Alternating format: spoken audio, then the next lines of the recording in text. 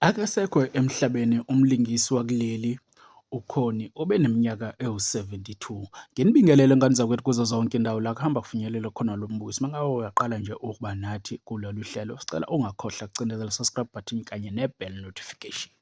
Namhlanje sikuphathele udaba olubuhlungu olwethuse abantu abaningi lapha eNingizimu Afrika nolushiye abantu bekefini elimnyama njengoba siyisizwe sonke sikhala.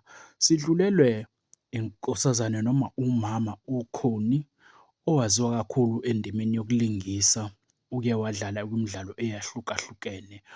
uKhoni udlulele esibhedlela eGarden City eGoli. Izindaba zokudlula kwakhe emhlabeni ziqinisekiswe umndeni wakhe.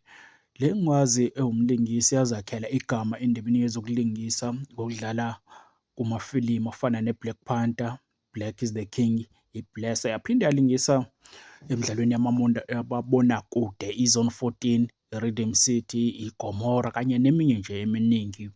Ngonyaka ka-2009 uKhoni wanqoba indondo yeGolden Horn Awards ngaphansi komkhakha weBest Supporting Actress. Waphinde wahlonishwa ngendondo kuwo wona lo mcimbi weGolden Horn Awards ngonyaka ka-2002. Umndeni kaKhoni ucele ukunikezwa isikhathi usenza amalungiselelo okungcwaba. Ngicabanga ukuthi thina-ke sizomane sikuthulela njengodaba lakhe ukuthi kwenzakalani, ubekwa nini. Kepha-ke asike sithi dudu emndenini nakuyihlobo, nakithi sonke nje siyisizwe ngokulahlekelwa elengqalabutho umama obesewumama wesizwe. Ngicabanga ukuthi ubesedonse iminyaka eminingi kakhulu kwezokulingisa, sivezela nje ikhono lakhe eliwumangaliso.